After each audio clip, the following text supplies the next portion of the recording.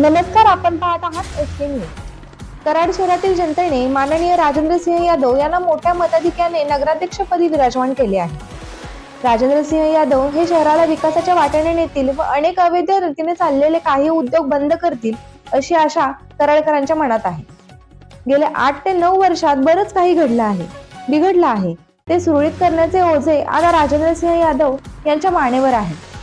अनेक अवैध बाबींपैकी सर्वात महत्त्वाची बाब म्हणजे कराड शहरातील अनेक अवैध बांधकामे।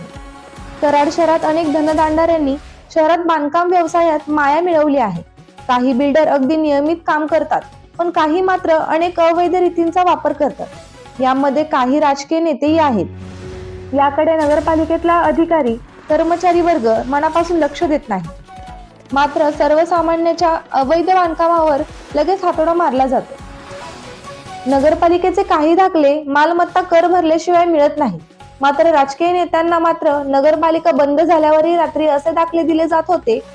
खुद्द त्यावेळेच्या मुख्याधिकाऱ्यांना संध्याकाळी कर्मचाऱ्यांना बोलवून असे दाखले दिले गेले आहेत। भाजपच्या मंत्र्यांच्या फोनवरून काँग्रेसच्या नेत्यांसाठी हे काम केले गेले होते।